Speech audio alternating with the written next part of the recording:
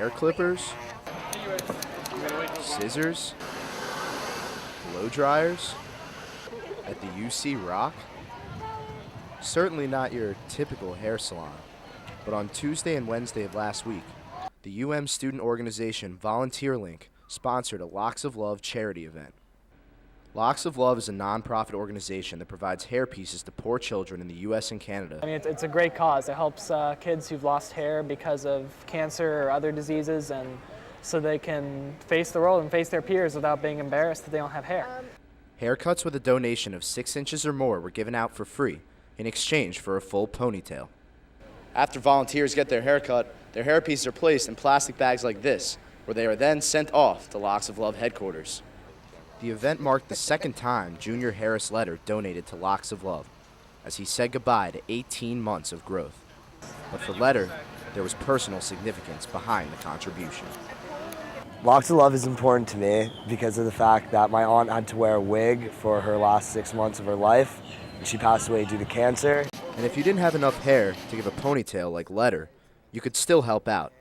For just $15, anyone could grab a fresh trim, with all the money going straight to Locks of Love. And for first-time donors like Casey Chapman, it was hard to turn down such a cheap deal.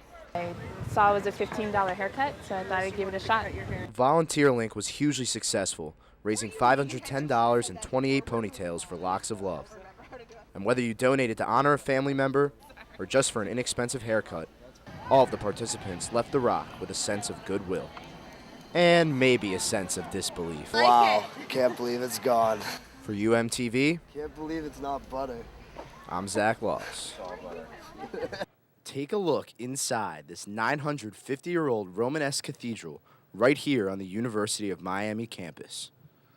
Well, sure, it's only a model, but this impressive structure was just one of many brought to campus as part of the exhibit Pisa AD 1064, the Square of Miracles. The Jorge M. Perez Architecture Center Irvin Korach Gallery hosted the 2-week event as part of a collaborative effort between the schools of architecture and engineering. But how did such a unique exhibit land here at UM?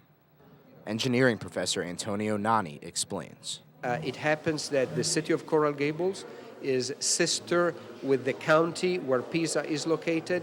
And Associate Dean of the School of Architecture, Dennis Hector, feels this is the best exhibit his school has ever hosted. We've had a variety of really wonderful exhibits, but this one's been really quite extraordinary for its uniqueness.